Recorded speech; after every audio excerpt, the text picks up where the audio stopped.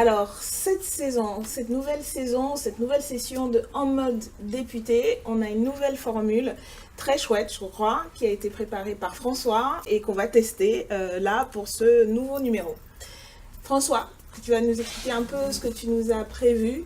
On change un petit peu de format, on a pensé à faire quelque chose qui bouge un petit peu plus, avec différentes rubriques et un petit peu la participation de toute l'équipe. Vous allez voir et vous allez découvrir un petit peu les visages de l'équipe et je trouve que ça va bien un peu avec la philosophie de la France Insoumise qui met en avant le travail de groupe. Peut-être qu'on peut commencer déjà par toi, Daniel, pour ouvrir un petit peu le bal et nous dire un petit peu, nous faire une situation. Ça fait longtemps qu'on n'a pas fait de MD. Qu'est-ce qui s'est passé depuis? Est-ce que tu peux nous faire un petit topo général de la situation politique du pays? Sur la situation politique, on est encore en fait dans la période de la rentrée et c'est vrai que après le temps de suspension des travaux, pour celles et ceux qui ont pu prendre des vacances, de se reposer un peu, on est rentré tout de suite dans un moment politique extrêmement tendu, je trouve, et moi ce que je ressens surtout c'est une forte colère sous-jacente et une violence des attaques de la part du gouvernement, de la part de l'extrême droite, avec tous les fausses polémiques et vraies offensives racistes et xénophobes. D'une certaine manière, Emmanuel Macron a donné le ton en septembre quand il a réuni sa majorité et son gouvernement en expliquant qu'il voulait, dans les prochains mois et les prochaines années jusqu'en 2022, structurer tout le débat politique autour du duo avec Marine Le Pen, parce que pour lui, il n'y a que de cette manière qu'il pense pouvoir gagner au deuxième tour de l'élection présidentielle. Et donc, ce sont les consignes qui ont été envoyées à sa majorité. On a donc eu le débat désormais annuel qui va se passer à l'Assemblée sur le bilan de la politique migratoire, ou la politique migratoire, on ne sait pas trop à quoi c'est censé servir. À peine un an après le vote et la promulgation de la loi Collomb, qui s'inscrivait déjà dans un durcissement de toutes les législations qui sont venues après, mais je pense qu'on en parlera, Laurence en parlera plus en détail. Donc on a eu ce débat qui a donné l'occasion à la droite, l'extrême droite, tous les xénophobes d'instrumentaliser à nouveau, de stigmatiser, alors qu'on a une situation, et là aussi on pourra nous en parler, Anaïs pourra en parler de ce que nous on fait concrètement au niveau local par rapport aux migrants et aux migrantes, et avec les citoyens et citoyennes de la circonscription, pour offrir dignité et hébergement et nourriture aux personnes migrantes ici. Et voilà, et c'est le ton qui a été donné. On a vu se dérouler aussi dans les médias. Je trouve que ces dernières semaines, ces derniers mois... Particulièrement avec la question du voile, notamment en ce moment. Oui, mais même avant, je veux dire que la rentrée de septembre a été marquée quand même par cette décision des médias de retransmettre en direct le discours d'Éric Zemmour, qui est une personne qui a été condamnée à 2 reprises pour incitation à la haine religieuse, qui participait à une convention de l'extrême droite, et dont plusieurs médias ont retransmis en direct son discours. Et donc on a eu, voilà, en fait, d'une certaine manière, le signal est donné par le chef de l'État. Voilà la stratégie politico-médiatique, et tout se déroule et on voit le système médiatique rentrer en branle. Il n'y a même pas besoin en fait de passer un coup de fil. Les propos tenus par M. Macron avec sa majorité tiennent lieu en fait de consignes générales, et donc les vannes s'ouvrent, et on a voilà, dans un débat où on instrumentalise la question de la migration, où on stigmatise les migrants, on a ces discours d'extrême droite extrêmement violents qui incitent à la guerre civile, qui incitent à la haine contre les personnes de confession musulmane, qui sont désignées comme l'ennemi intérieur. Enfin, voilà, un climat extrêmement lourd. Ça a quand même un impact extrêmement concret sur la vie des gens, et on l'a vu lorsque cette élue d'extrême droite a agressé une mère de famille qui participait à une sortie scolaire. Et Alors que là, ça aurait peut-être pu être un moment, un signal pour dire, vous voyez concrètement ce que ce type de discours a comme conséquence sur la vie des gens, au quotidien, parce que là c'était une sortie scolaire, mais au quotidien, ce type d'actes, d'agression, d'insultes, de violence ont lieu. Non, en fait, ça a été l'occasion, du coup, pour à nouveau une flambée d'islamophobie, d'amalgame dans tous les sens. Et donc, on se retrouve avec, dans les médias, dans le discours politique, y compris, et surtout, et c'est ça qui est critique, depuis le plus haut sommet de l'État, la légitimation des propos les plus racistes et xénophobes qui ça. Et donc voilà un peu ce que ce n'est qu'une partie, heureusement, entre guillemets, heureusement non, malheureusement, mais heureusement il n'y a pas que ça, il y a les résistances et la détermination d'abord des personnes qui sont victimes et qui subissent au quotidien les conséquences de ces paroles, de ces propos et de ces politiques, que ce soit les personnes sans papier qui sont en lutte, comme les chronopostes et les collectifs des Gilets Noirs, et en fait tous les collectifs de personnes migrantes qui se mobilisent aux côtés des soutiens, que ce soit les hommes et les femmes de confession musulmane, et plus largement des citoyens et des citoyennes qui refusent que s'installe ce climat, et c'est même pas un climat, que s'exerce une violence qui non seulement atteint les personnes qui en sont les cibles, mais en fait atteint tout le monde, parce que nous vivons dans une société, parce que nous choisissons d'y adhérer à des règles, mais aussi nous vivons en fonction de principes, de valeurs, et tout ça va à l'encontre de toutes les valeurs. Donc il y a des résistances, il y a de la détermination contre cela, et puis il y a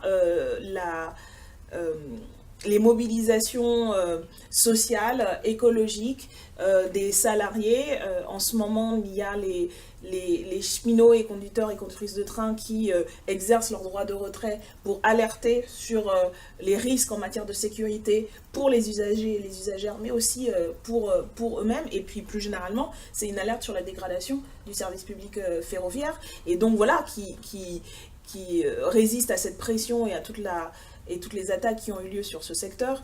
Moi, une des mobilisations qui m'enthousiasme en ce moment particulièrement, et je pense qu'il porte les germes aussi de ce qu'on a à construire et à renforcer, c'est la mobilisation des jeunes pour le climat, pour surtout interpeller et exiger en fait des gouvernements qu'ils Et avec quelle réagissent. manière, avec Greta Thunberg notamment Avec Greta Thunberg, mais avec aussi toute une génération de jeunes élèves, écoliers, lycéens et lycéennes à travers le monde entier, qui se mobilisent, qui se mettent en grève, qui utilisent aussi des formes d'action pacifiques, mais de rapport de force, parce que le vendredi, chaque vendredi, on sortira des écoles parce que aujourd'hui c'est la vie, l'existence même qui est en danger, et on considère que les gouvernements ne font pas ce qu'il faut. Mais ça, je pense que c'est porteur d'abord parce que c'est une mobilisation mondiale, dans tous les pays, qu'il y a une conscience, je crois, de la part de ces militants et militantes du caractère structurel du problème par rapport au système économique, par rapport aux politiques mises en œuvre. Et donc il y a la question de justice sociale et justice climatique au niveau local comme au niveau international est vraiment intégrée dans ce discours. Et je crois que pour résumer, un peu conclure, d'un côté, on a ce monde de la compétition de tous contre tous, de la concurrence libre et non faussée, et en même temps, pour le coup, un autre monde, notre monde, le monde que portent toutes les luttes,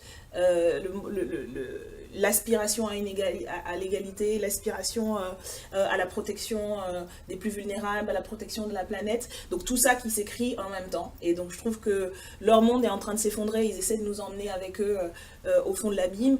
Et nos résistances et nos luttes sont en train de construire l'alternative. Et donc ça, ces deux forces-là contraires sont à l'œuvre aujourd'hui. Et nous participons, je crois, à construire la force d'avenir et d'alternative, et donc c'est ça qui est fondamental. C'est vrai, travail parlementaire d'un côté, mobilisation et lutte de l'autre. On va parler un petit peu de tout cela. Justement, il y a Laurence qui a fait une séquence vidéo. Alors Laurence est la collaboratrice, je pense qu'elle se présente. Non, elle ne se présente pas. Voilà, donc on va la présenter. D'ailleurs, Laurence est la collaboratrice qui, dans l'équipe, s'occupe des problématiques de la commission des lois, dont je suis membre. Donc elle est spécialiste des questions de droit, elle est juriste de formation. Et donc, et militante et très voilà, impliquée dans la vie militante.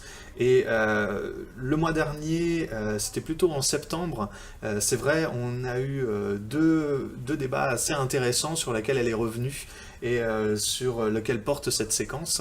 Elle va parler effectivement du débat sur l'immigration, pourquoi encore un débat sur l'immigration, et puis bien sûr aussi toute la loi bioéthique qui a été un gros chapitre, un gros moment aussi du mois de septembre.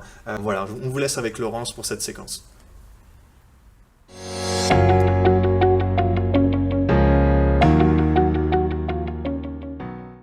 Donc moi, je vais vous parler de deux textes ou de deux moments qui se sont passés à l'Assemblée nationale au cours de cette rentrée parlementaire, puisqu'on est rentré dans la session ordinaire, en l'occurrence la loi bioéthique et le débat sur l'immigration qui était souhaité par le Premier ministre Édouard Philippe et le Président de la République Emmanuel Macron.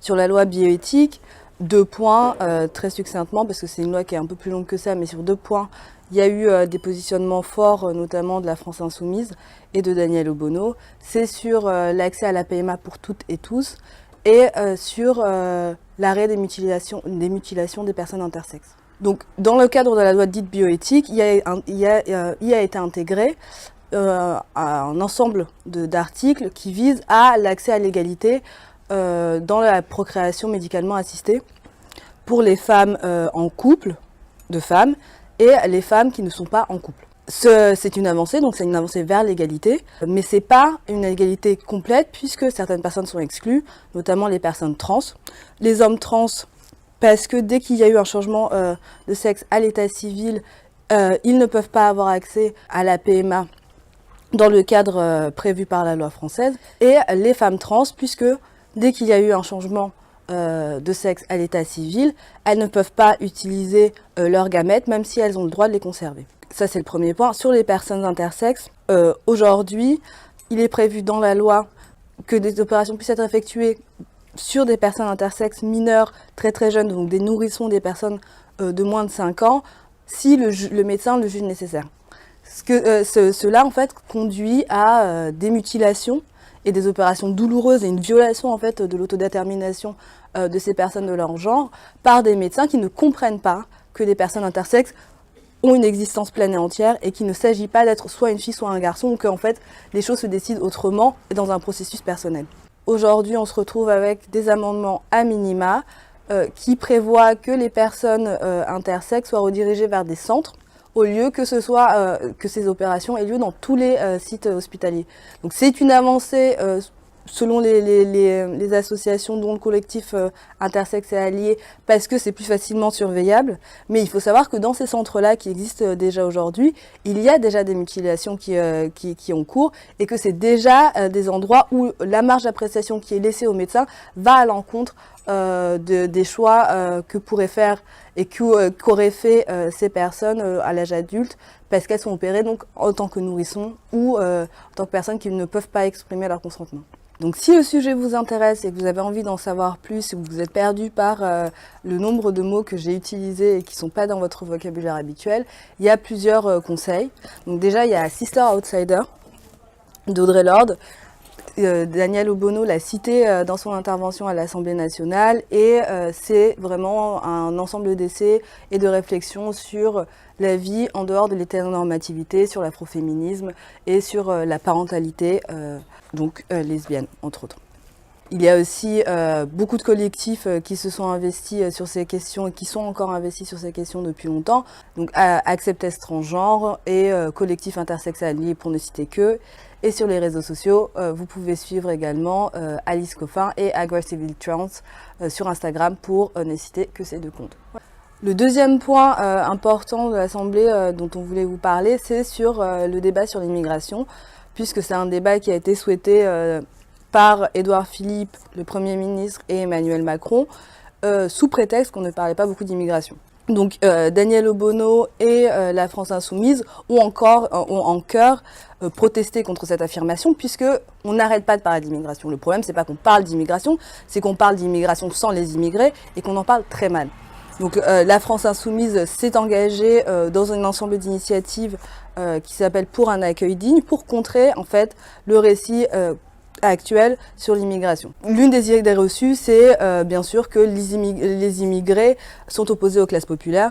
C'est ce que a énoncé Emmanuel Macron entre autres, ce qui est un non-sens, puisque les immigrés, ce n'est pas un corps en dehors des classes populaires. Les immigrés peuvent être des classes populaires, les immigrés peuvent être dans toutes les classes, puisqu'il s'agit de personnes qui ont passé une frontière à un moment dans leur vie. Les immigrés, en fait, n'ont qu'un impact à la marge sur l'économie. C'est-à-dire que les grandes questions économiques ne sont pas pour la France des questions d'immigration. C'est des questions de migration pour les pays dont les gens émigrent, mais ce n'est pas une question économique pour la France. Donc ça, c'est les points sur les idées reçues, et ça va à l'encontre de ce qu'on raconte. Si vous voulez en savoir plus et si vous voulez penser l'immigration autrement, il y a les cours au Collège de France de François Héran qui sont disponibles en vidéo, qui sont très intéressants et très complets. Il y a deux auteurs que moi j'aime particulièrement, auteurs et autrices, qui sont donc Abdelmayek Sayad, qui a écrit L'immigration, le paradoxe de l'altérité, et il y a La République et ses autres de Sarah Mazouz, qui parle des politiques publiques françaises qui ont mêlé et mélangé les politiques d'intégration, d'antiracisme et de migration. Il y a le film de Mati Diop qui vient de sortir qui s'appelle Atlantique et qui est magnifique, en fait, qui redonne de la complexité à des personnes à qui on enlève leur humanité. Donc c'est vraiment un conseil cinéma c'est vraiment un conseil cinéma, point.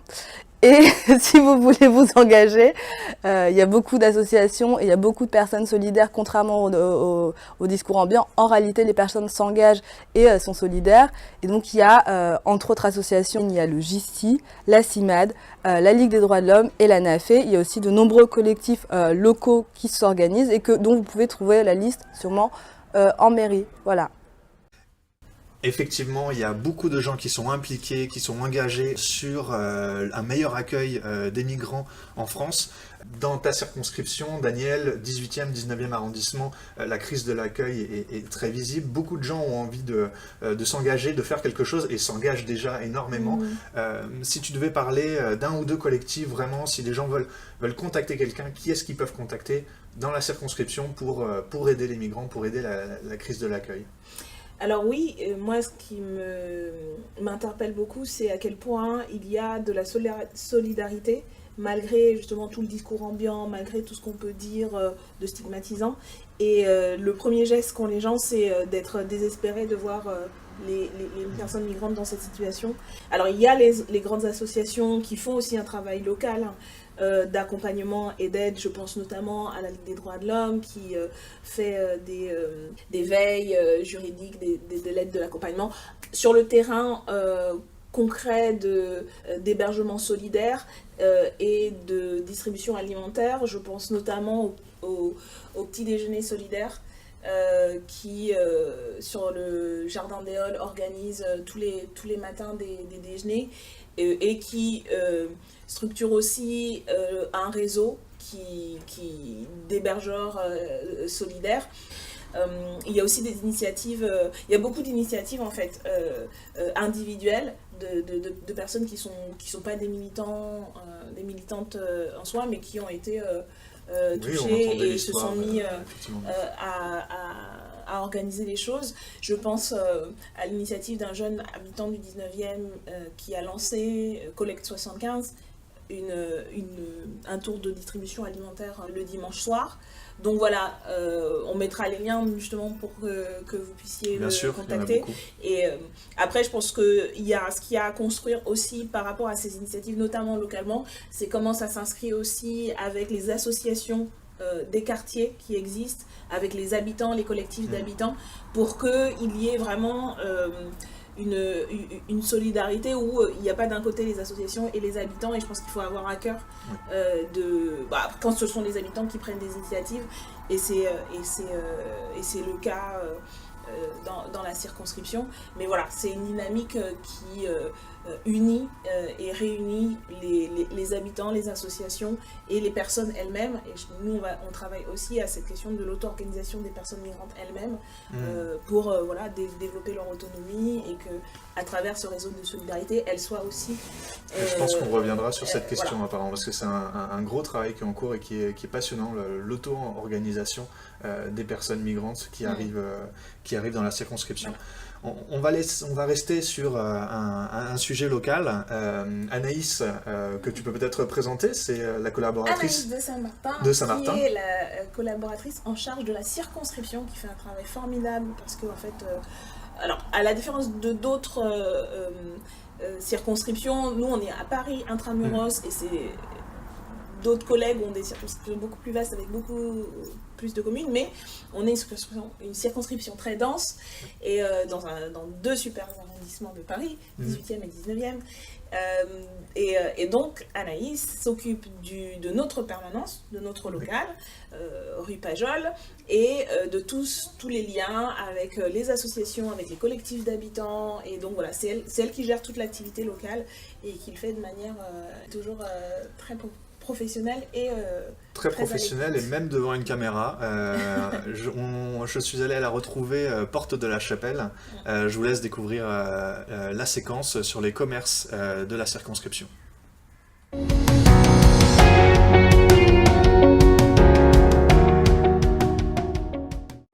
Bonjour à tous. On est aujourd'hui devant la boulangerie coopérative Le Pain de la Liberté, qui est située porte de la Chapelle. Ce sont des femmes qui produisent du pain issu de produits de matières premières biologiques dans ce quartier populaire. Elles ont interpellé Daniel Obono sur les difficultés qu'elles rencontraient, et il se trouve que ce n'est pas le seul commerce qui a interpellé Daniel ces derniers mois. Il se trouve que les commerces de la circonscription rencontrent plusieurs difficultés, quel que soit le type de commerce, des librairies, des échoppes dans les marchés, des boulangeries. Ces difficultés sont de deux ordres. D'abord, ce sont des difficultés qui sont liées au territoire. Il se trouve que dans la 17e circonscription, il y a une concentration de populations fragiles liée à l'histoire de la manière dont s'est construite Paris, et aujourd'hui, ces populations fragiles, les différents pouvoirs publics ne répondent pas à leurs besoins. C'est le cas par exemple des personnes sans abri en errance, qu'elles soient migrantes ou non, des personnes toxicomanes, la question des jeunes en errance aussi sur le territoire. Le fait qu'aucune solution ne soit proposée à ces personnes, ça a un impact sur les commerces qui ont des difficultés à faire connaître leur établissement, à faire venir les clients pour faire connaître leurs produits. La deuxième problématique, c'est celle qui est plus précisément en lien avec le soutien des pouvoirs publics au commerce. Les difficultés que les commerces rencontrent par rapport à leur local, par exemple, même quand c'est un bailleur social qui va louer un local, ça peut être très compliqué, les malfaçons, le prix du loyer exigé pour les commerces. Les premières années où on lance le commerce qui sont parfois difficiles, le temps de se faire connaître, de pouvoir diffuser sa production. Pour répondre à ces demandes, Daniel Obono a interpellé la mairie, l'État et la région Île-de-France pour leur demander ce qui a été mis en place pour venir en aide aux commerces de proximité, et pour leur demander la mise en place d'un plan multipartite qui associe à la fois les commerçants, bien sûr, parce que c'est eux les premiers concernés, mais aussi les habitants, puisque un commerce, ça vit dans un quartier, c'est un lieu qui crée du lien social dans un quartier donné. Et pour pouvoir produire un plan qui convienne à tout le monde. Elle s'est bien sûr portée volontaire pour participer aux échanges qui seront faits. Vous pouvez retrouver cette interpellation sur les réseaux sociaux, sur le site internet de Daniel Obono, et on vous tiendra au courant de la suite qui sera donnée à cette question dans la prochaine vidéo, sur les réseaux sociaux, et moi je vous retrouve le mois prochain pour le prochain en mode député. Et du coup, n'hésitez pas à tester un petit peu le pain de cette boulangerie. Si celui-ci vous plaît, au moins vous participerez en plus à encourager une belle initiative. N'hésitez pas à rencontrer d'ailleurs les commerçants autour de vous, hein, vraiment à voir un petit peu, à consommer local, hein. Disons qu'il y a besoin partout, et notamment dans les quartiers populaires, d'une diversité de services et de ce qui est produit. Moi, je crois vraiment par exemple, la question du bio, ce n'est pas quelque chose qui doit être réservé à une catégorie sociale. Ça devrait pouvoir, et c'est ce qu'on défend d'ailleurs nous dans notre programme, que ce soit l'alimentation de qualité soit accessible pour tous et toutes. Et donc, il faut qu'il y ait cette diversité, cette pluralité. Et pour faire cela, ça s'inscrit en plus dans notre vision une économie qui est relocalisée pour des raisons de transition écologique, de sobriété énergétique, etc. C'est un cercle vertueux qu'on peut commencer à renforcer au niveau local en soutenant les commerces de proximité dans les quartiers populaires diversifiés, que ce soit des boulangeries bio ou d'autres commerces de bouche ou d'autres formes d'activités qui font aussi la vie des quartiers populaires. Vous l'avez peut-être vu maintenant, ce nouveau format de vidéo parle beaucoup du travail parlementaire, mais il vous parle aussi à vous qui regardez cette vidéo en essayant de vous donner un petit peu les adresses, les dates, les endroits où vous pouvez aller, les thématiques que vous pouvez aborder pour vous approprier un petit peu les luttes, pour vous approprier toutes les questions politiques qu'on aborde et voilà, vous aussi vous engager politiquement et faire la révolution citoyenne. D'ailleurs, il y a une séquence qui arrive, c'est la prochaine, c'est celle avec Elodie, qui va nous parler de l'agenda, un petit peu de ce qui se passe le mois prochain et comment est-ce que vous pouvez vous engager. Qui est Elodie? Alors, qu'est-ce qu'elle fait dans la... Mais qui est Elodie? Elodie fait partie donc, de l'équipe parlementaire et intervient essentiellement à l'Assemblée nationale. Et puis, fait le lien aussi avec la circonscription et donc travaille aussi avec Anaïs pour le suivi de l'activité. Et on va discuter tout ça donc avec Elodie.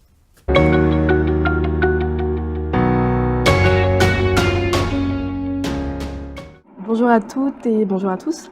Moi, je vais vous parler de l'agenda de Daniel et de ce que va faire Daniel dans le mois à venir et de ce que vous pouvez faire également si vous souhaitez vous engager, si vous avez envie de vous mobiliser.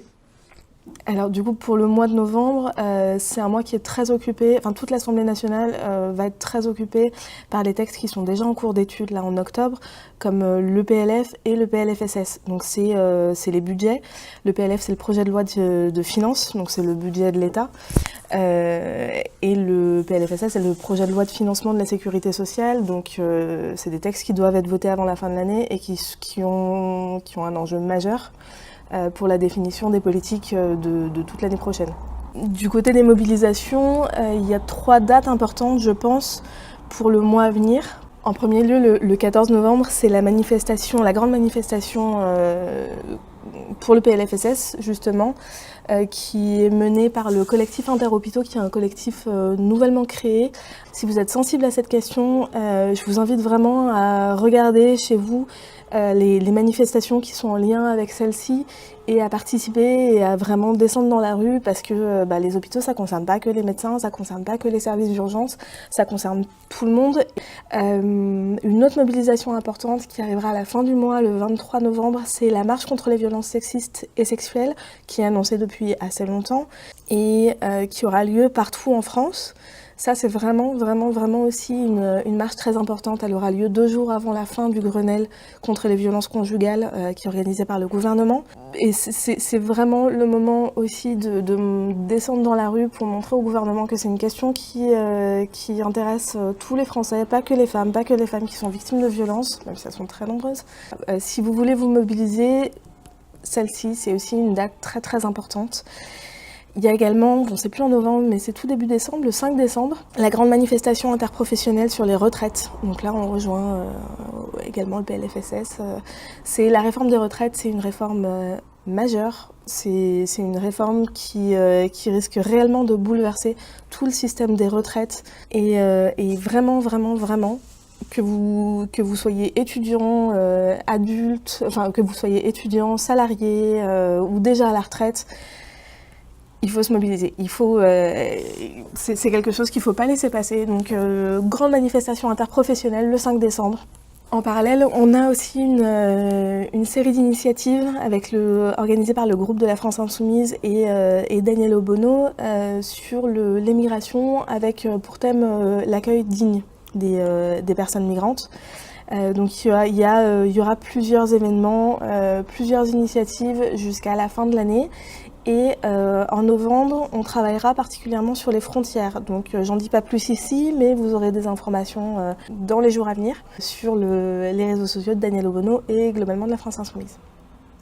Merci Elodie, on espère que vous serez présents à ces rendez-vous du mois de novembre et du mois de décembre. L'émission touche à sa fin. C'est terminé, oui. Donc la première formule de la nouvelle saison, donc, qui a été réalisée, conçue, organisée par François. Donc voilà donc François. Peut-être que je peux juste me présenter un petit peu très simplement. Il n'y a pas grand-chose à dire. Je suis habitant dans la circonscription de Daniel, dans le 18e arrondissement plus précisément. Et puis avant, vous ne m'aviez pas vu car j'étais plutôt derrière la caméra. Je m'occupais notamment un petit peu des émissions culture pop et justice sociale. Là, on a fait une première émission. Mettez des pouces bleus pour dire combien ça vous a plu. Vos conseils sont les bienvenus. Voilà. N'hésitez pas à nous dire ce qu'on peut changer, ce qu'on peut améliorer. On est là pour ça. Merci à tous et à toutes de nous avoir suivis dans ce premier numéro. Et à bientôt dans les luttes. Et sur les réseaux. Dans les luttes et sur les réseaux. Voilà. À bientôt tout le monde. Merci à vous. À bientôt François. À tous. Au revoir. Et merci à toute l'équipe.